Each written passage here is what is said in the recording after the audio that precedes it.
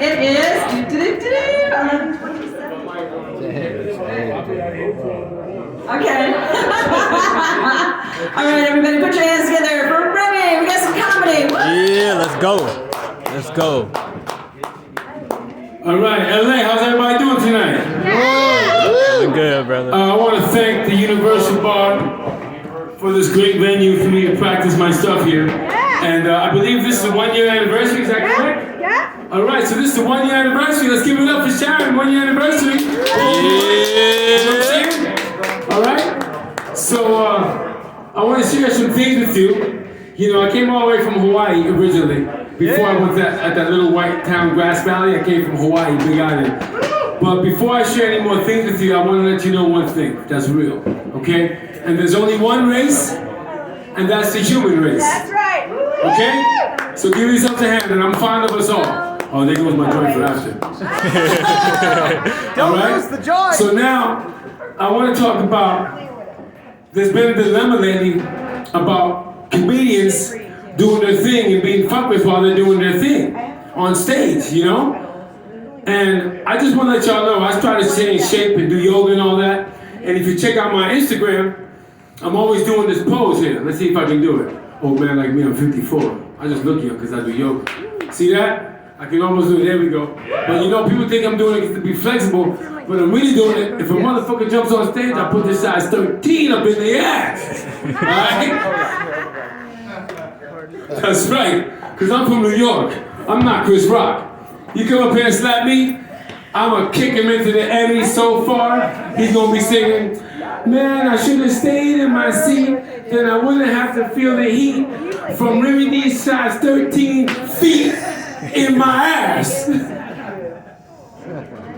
All right?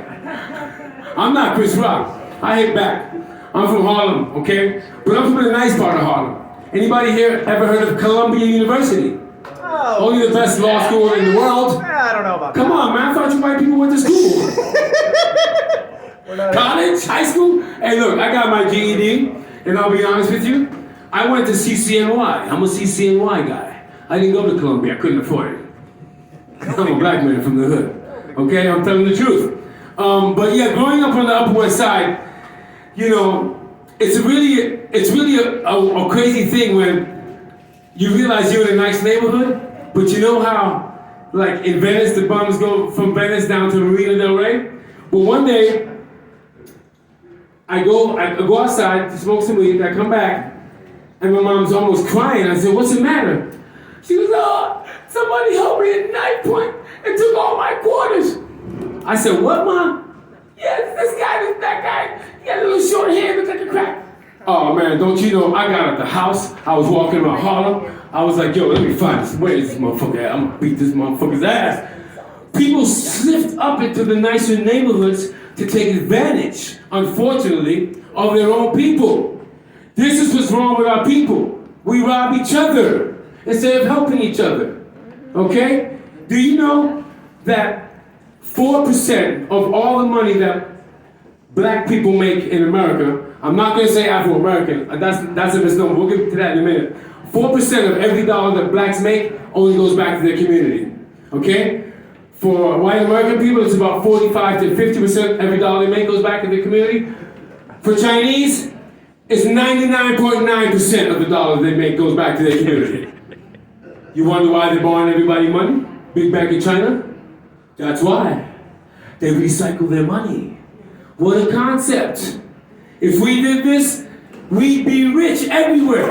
Okay, if 1% of the professional athletes of color gave 1% of their money, we wouldn't have homeless out in Venice Beach now, would we? But they don't. They'd rather be in a Ferrari. Ooh, I got a Glock in my Ferrari. Ooh, I got a Glock in my Ferrari. Ooh, what the fuck? Who cares? Yo, you're gonna go to jail because you got $1 billion car and now you want to have a gun? That shows you how stupid my people are. Okay, but guess what, folks? I'm one of these smart Negroes. You know why? You know what they say, right? You want to hide something from a black person? Where do you put it? In a book. Well, guess what? I read. And I write. Surprise, surprise. Okay? I'm a reading and writing nigga. For real. Okay? Now, another thing is, guess what, folks? I'm a Davis from Philly. Now, I'm gonna surprise you. Guess what? My grandma and grandpa Davis were married for 63 years. Now, that was how they did it back then. Shit, now I can barely stay with a lady for 6 months. Got too much things to do, you know?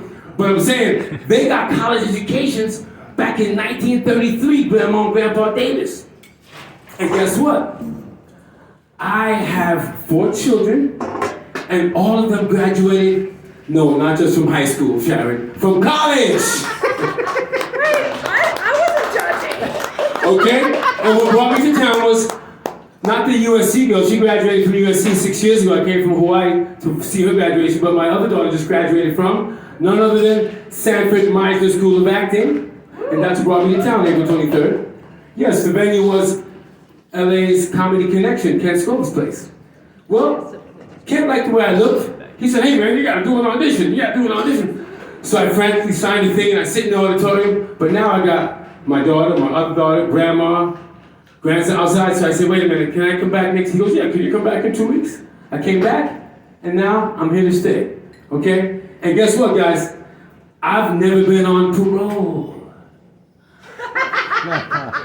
Never been on probation. I have 0 felonies, no warrants. You see, there are some of us that use the brain, not just the Glock and the Rari. I want a Glock in my Rari, Glock in no. This, my Uzi weighs a ton right here, son, okay? And so I'm just trying to get a lot more of my people to understand that, you know, they're gonna keep hiding from us stuff that we need to know. You know why? It's all in the books. But my people don't want to look inside the books for some reason. Then they wonder why they're living at the beach. You know? So I just want to say, and I'm going to make it clear for the record that we are Africans that were brought here by force and stayed here over generations. Then there's Africans from Africa, okay? And then there's the Native Americans, Native American Indians. So, I'm gonna say it one time. I am not Afro-fucking-American, okay? That's a misnomer in terms. If anything, I'm African and German. Actually, I'm a black German. In fact, you can call me a Blurman. Okay? I'm not lying, folks. I got a confession to make. I'm 25% white, German Jew cracker. Yep. So, remember what I told you. Believe it or not, those of you that have friends of color and culture, I'm telling you honestly, just call us black, it's okay. Okay? Not African American. That's some kind of bougie term to justify us being here. Well, I got another surprise for you. Guess what, folks? Don't let the dreadlocks fool you. I'm a U.S. citizen. Yeah. Okay? Thank you very much. My name is Remy Davis. Have a good night. God bless you, bro. All right, David.